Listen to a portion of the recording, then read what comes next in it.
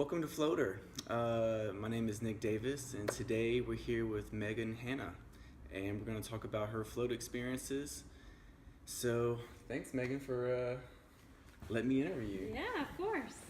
So, how many times have you floated? I've floated twice now. Okay. Mm-hmm. So, what were the reasons that kind of drew you to floating? Like, why did you want to try it out? Yeah. Well, the first time I was really not open-minded about it at all. I just did it because Jake wanted to do it, and I didn't really know anything about it. And I didn't have the best attitude about it the first time, and it was a bad experience. So the second time, I had a good attitude. I read a lot about it. I meditate pretty frequently, so that's something I'm interested in. Trying to. I like to meditate, but it's difficult for me. Right. So, floating, like if you read about it a lot, it's kind of just supposed to be like get you into a meditative state quicker and easier. Yeah. Because it takes away all of the external distractions. Yeah, I kind of see it as like a cheat code for meditation. Yeah. Yeah. So I was excited about that part, like helping me. It's just hard for me to shut off my brain. Right. So. Right. I was excited about that part. The second time. So, where have you floated? Like, what locations have you floated at? The first time was in Wilmington, North Carolina. I don't even know the name of the place. What kind of tank did they have there? They had, I guess, what's called a pod. It was like an oversized tanning bed. Okay. Taller. It was like it looked like a tanning bed, but it was just taller. You couldn't, I can't remember, but I don't think you could stand up all the way. And I'm short, so I think I could stand up, but I had to duck down a little bit. So it wasn't teeny tiny, but it was not wide. Did you have to close a door, or was it like the whole thing kind of came down like a clamshell? No, it was a door. Okay. It was like the front part of it opened. Yeah. Okay. Similar to the way the float lab open, like the same kind of door. It was on the front. It wasn't like the whole thing. It was right. I got you. Yeah. You got an angle, kind of step in, bend down. Yeah. So you pulled the door open, and then you stepped in, and then once you were in, you pulled it shut. Okay. Yeah. Well, cool. And the second float, where was that at? The second one was in Asheville, North Carolina, at Still Point Wellness Center, and that was the float lab tank, which was like a world of difference. Yeah, so that one was built into the wall, and that one was a big door that you opened. They had little steps, and you stepped in, and I could do cartwheels in there if I wanted to. Yeah, a lot of space. Yeah. Cool. So what did you like about? So between the two places that you've experienced, what are some of the things that you liked about each of them, or the things that you've experienced so far, as the way it was set up, and what are some things that you took away from those businesses? The second one in Asheville, the way that the whole business was set up was really, really cool. Super calming. When you walked in there, it was very zen, quiet, and they had spa music in the background, but not cheesy spa, actual good music. Right. The guy at the front was really, really cool and nice, very calming. He was informative, so he walked you through everything. Super knowledgeable. You could tell he floats. He was very, very calm. And I actually had an interesting experience because I was driving straight from Raleigh to my float in Asheville, and I was pushing it, of course, because I never allow extra time. But then I hit traffic, so I was running late. It was partially my fault, but the traffic, I was going to be I was 30 minutes late. So I called the guy an hour before my appointment, and he was just so nice, so helpful, worked it out for me. I'm pretty sure he called the guy that was supposed to go after me and asked him to come a little bit later. Oh, Yeah, that's he was really cool. really, really cool, and he could tell I was so upset. So that just the people that worked there were great, and then the place was just awesome. Like they have a reading room with all different types of books, like separated out by category, and you could tell they're all brand new books. Mm-hmm. Just cozy, comfortable, and then in their little waiting area, they had a fish tank, which was awesome. And the fish tank kind of separated like two different sitting areas. Mm-hmm. So you could be sitting in the same room with somebody else, but because of the fish tank, you felt like you had your own little spot. Yeah. And I got the impression that you could just hang out there as long as you wanted to. Like nobody rushed me. Right. Nobody cared. And the people that walked by were just like, oh, it's just a person chilling there, no big deal. Like it was just so, it was welcoming. So Awesome. I could see how that, I'm sure people come in there like freaked out, like not knowing what to expect, and afterwards, who knows how people feel. Right. So, what didn't you like about, between the two experiences you've had? Like, what were some of the negative things that you took away from the establishments? So the first one I went to, and I don't mean to, I don't even know the name of the business, so that's probably good. Right. But, so that one you walked into this lady's office, like right when you walked in, it was just a messy, really messy office, and like her desk, and there was just papers everywhere. And she had this little couch that we sat on, for her to explain what was happening. And I was nervous, like I was real nervous. I was a lot more anxious back then. Right. But it was just messy, and then you walk through a door into another room, and the pod was just right there. And then there was like a partition, and then she had a massage table right on the other side. But there was like stuff everywhere. It was kind of like a storage closet, I felt like. Okay. It wasn't nice at all. Not a spa environment. Oh no. It was like it was her office. Right. And she put a float tank and a massage table in the back room. Okay. Yeah. All right. So let's talk about your experiences in the tank. So you said your first experience probably wasn't that great. Yeah. It probably started out bad just from the environment you're in. You just weren't really comfortable and the clutter. Yeah. But I'll let you tell us about your experiences. Okay. Well, the first time I had just done this workout the morning of that had a lot of pull-ups, and so my hands were ripped. Like all of this was just open wounds. Uh-huh. So, I mean, I shouldn't have done it properly at all, because I think that one had 1,000 pounds of salt. I'm pretty sure the actual one had 1,200 pounds of salt, which is similar, I guess. But I mean, you know how it feels if you get like a morsel of salt in a cut. So I was like crying the whole time. So that it just didn't start off well. But they didn't have any kind of Vaseline or anything to like cover your cuts, or well, I didn't tell her before. I should have, but just didn't feel the I just didn't think of. I didn't know. I mean, I should have known in retrospect, obviously, but I was so freaked out by the whole thing. Yeah. Not freaked out. I just was kind of going along just for the ride. I didn't know anything about it.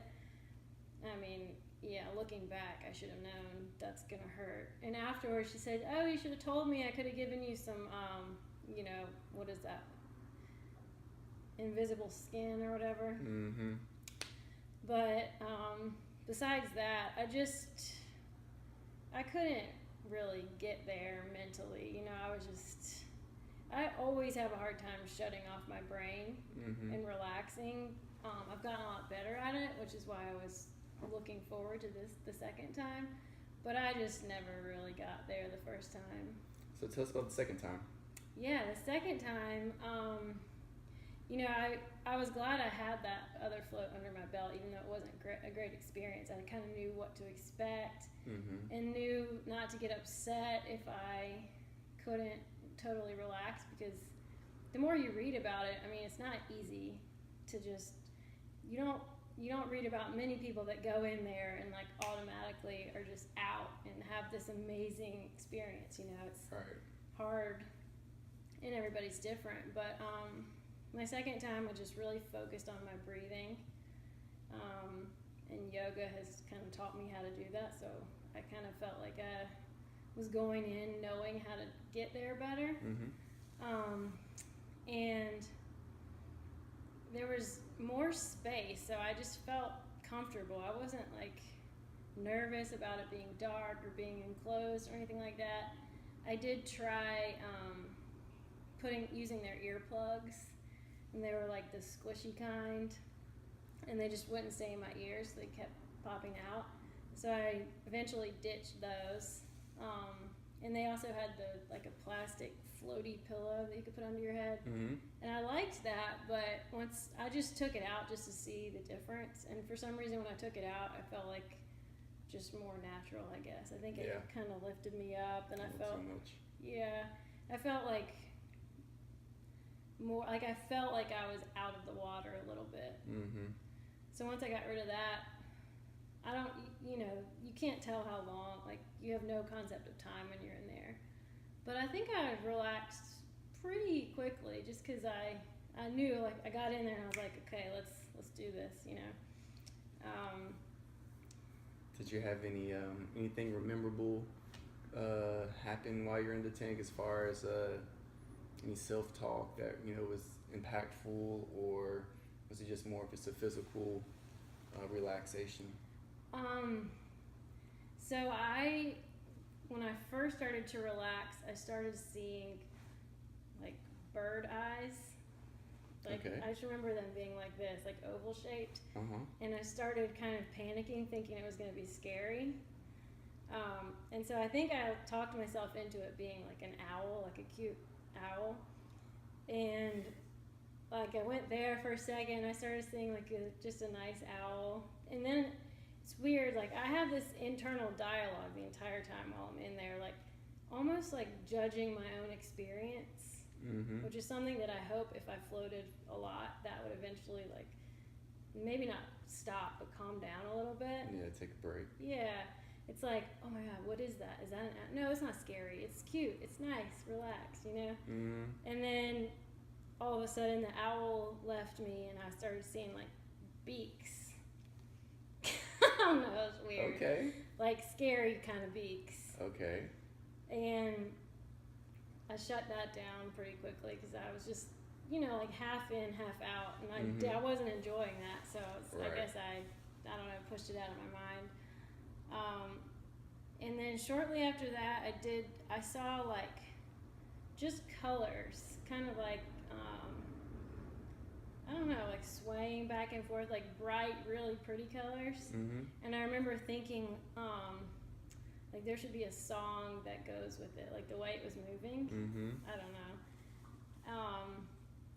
And then after that, I just remember thinking, like, just kind of stretching out and just thinking, like, God, I feel so good right now. I felt like I was like wrapped in super soft blankets or like clouds or something. Yeah. So I guess it was more mental in the beginning, and then towards the end, I just remember thinking like, God, this feels so good physically. And right after that, I was like, I think probably been about an hour, and right after I thought that, they knocked on the door. Wow. When it was time for me to get out. Right. Yeah. So. Wow. So how did you feel once you got out of the tank? When I got out of the tank, felt like I was on drugs. No, it sounds like I'm making it up, but like when I got out, I was rushing because I was late, and I remember I was late getting in there, and I didn't want, the next guy to have to wait on me, so I was rushing. And then my friends, Rachel and her friend Kim, were there. I didn't see them before, but we were all supposed to finish at the same time because they were getting massages. But I was 30 minutes late, so I knew they were waiting for me too, so I was like trying to rush. So when you get out, you just rinse off real quick, and then you get out. So I I was hurrying, so I guess I wasn't really taking note of how I felt because I was trying to hurry. But then as soon as I walked out to the fish tank, I was like, oh my gosh. I felt like, I don't mean high like stoned. I mean high like on some kind of like synthetic drug. Like all of my senses were so heightened. I felt like there was a cloud around me, like. Mm-hmm. I mean, I've actually not read about people having experiences like this, but I'm sure somebody has. Oh yeah. I don't know. It was almost like, and I think they put the fish tank there somewhat on purpose because it's bright colors and things are, moving, and everything was like coming in and out. And then Rachel was there and scared the crap out of me because she was like in a room diagonal to me, and I sat down on the couch and I was like trying to collect myself, and then I see her out of the corner of my eye. She's like, so that I was just, I don't know. I felt it was bizarre actually the way I felt. Like I felt like I was talking really fast, like my speech and thoughts were not in line at all. Mm-hmm. I went to the grocery store after just to pick some stuff up for us, and I was on the phone with Jake, my boyfriend, and I was telling him, like, oh my God, this is crazy. I can't believe this, how I'm feeling. And I guess I kind of just zoned out while I was talking to him, and once I came back down to earth, I realized that I've been standing in front of the, they have samples at Harris Teeter. I think I ate like 5 to 10 orange slices while I was talking, just not even realizing it, and all of a sudden I'm like, oh my God, I just ate like the entire thing of orange slices. It was crazy though, and it didn't wear off for an hour, I would say. When we were eating dinner, I don't know if maybe because the food, or I finally started to feel like evening back out. It was good. I liked the feeling, but it was you didn't nuts. expect it. No. Right. It was weird. Yeah, when you come out of the tank, there is a euphoric feeling that can happen, and it sounds like you had a very strong euphoric experience. Yeah. I've never had anything quite like that happen to me. Yeah. But everyone's different, like you said. And so after, that euphoria kind of wore off, did you feel any other benefits or anything else? It wasn't really like, I felt pretty normal after that. It's so similar to meditating to me, and it pretty much that's what it's supposed to be, right? Mm-hmm. It's like the deepest form of meditation. It's like, I think if I did it regularly, I would notice a difference. Right. Like after I meditate, on a day that I meditate or float, I'm calm. I was calm probably for like 24 hours afterwards. Yeah. It's kind of like a lingering just calmness, self-awareness. Cool. So is there anything else that you want to talk about regarding your floating experiences or floating in general, or? I'm a huge advocate. I think it's awesome. I think, there are a group of us that went, and I'm by no means an expert, but since I had gone one time before, I felt like I kept telling everybody, like, don't go in there thinking you're going to have this, like, crazy spiritual, or don't go in there thinking anything, really. Right. Just try to relax. That's what I kept saying. Just breathe.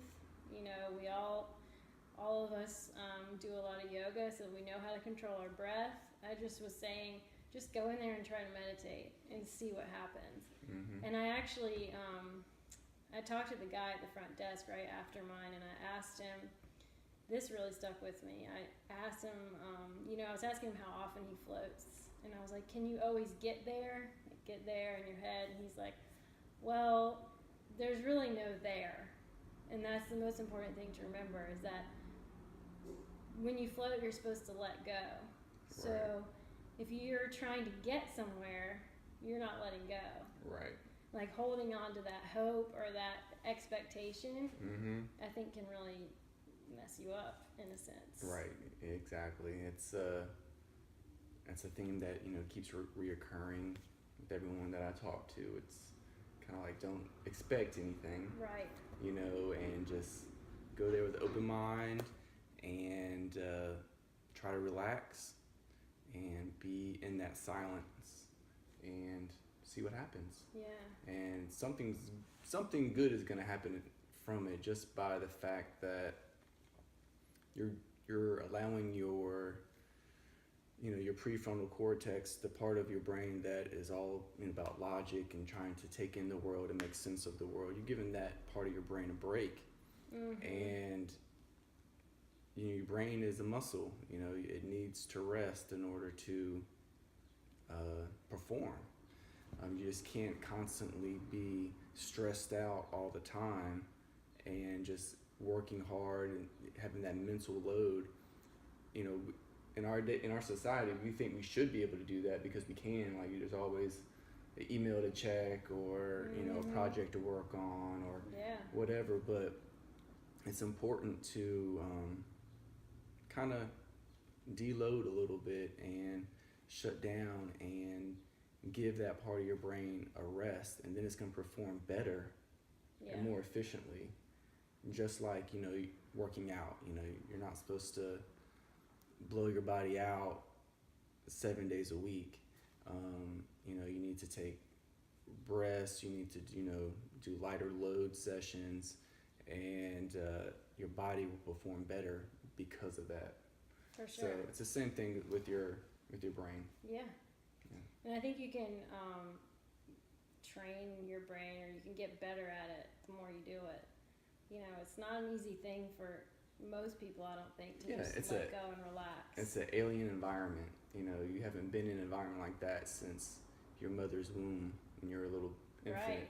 So it's going to be it could take some time for you to, you know, really relax. You know, you might think you're relaxed, but all of a sudden your arm might get a little bit more loose. But, I guess I really wasn't that relaxed. Yeah. And then you think, okay, let me try to see what my feet are doing. And then you get a little bit more relaxed there, and like you can kind of do like a body check, and eventually you'll get more comfortable in that environment. And I mean, the goal is to be able to get in there and get there, or not there, but get relaxed to let quickly, go, just to see, and then that way you'll be able to get the benefits, whatever that benefit is for that float, whether it's just physical or if it's mental.